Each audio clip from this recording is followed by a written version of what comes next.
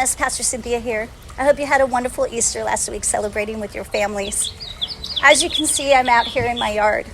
This place has become my sanctuary. This has been my secret place for 20 years with me and Jesus.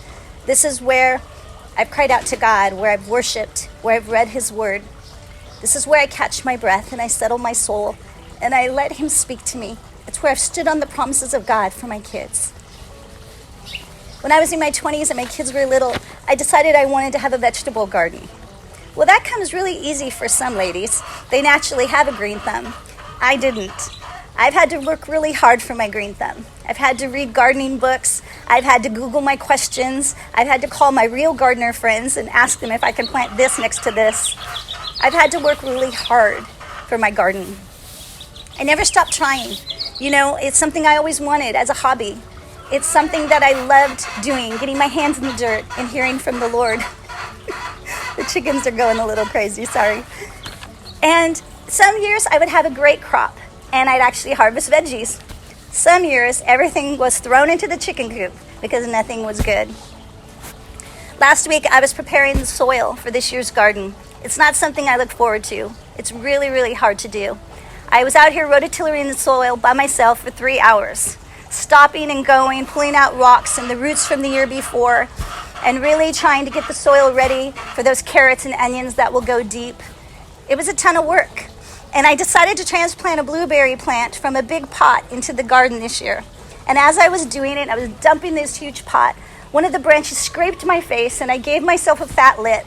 And I had blood dripping down my face as I was trying to plant the blueberry into the garden. And I thought to myself, gardening is not easy. It is hard work. It is sweat and calloused hands and dirt, but it's something I love. The whole time I was doing it and it got difficult, I kept in mind my plan. The plan that I designed 2 weeks earlier when I drew out this year's garden and what I was going to do.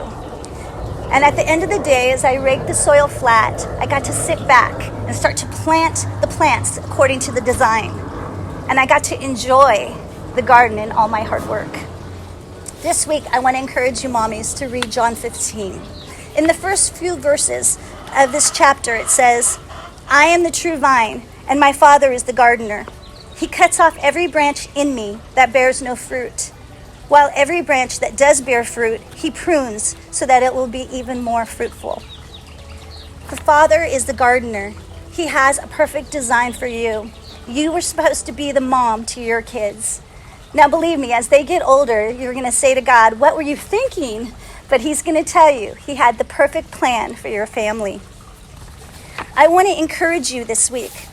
Parenting is hard. It is not for the lazy. It's 24 hours, 365 days a year, and it doesn't stop when they're 18.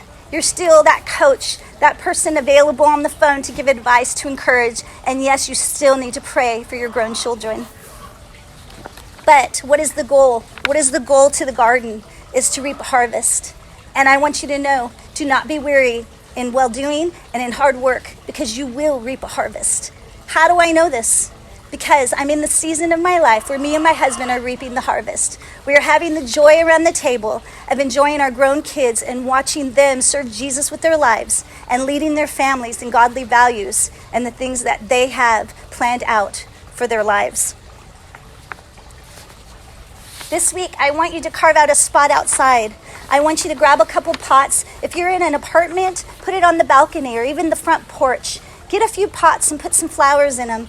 Or maybe even carve out a little square patch in the backyard and put veggies in the ground for the first time. I'm available on the phone for any questions you might have, and we can have fun together, Zooming and FaceTiming, trying to make that happen.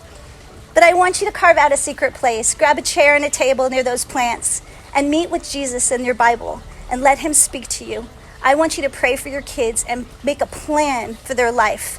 If you and your husband don't have one, maybe this week sit down and put a plan together. What do you want your family to stand for? What godly values do you want your family to have? And then stick with it. Stay on that path and don't let anything take you from that path. This week, I want to encourage you to take your babies outside. If you have little ones, put them in a disc or a pack and play and have them be outside with you. If you have toddlers or preschoolers, put a watering can in their hands and let them water the seeds and the flowers and the things that you just planted. Enjoy.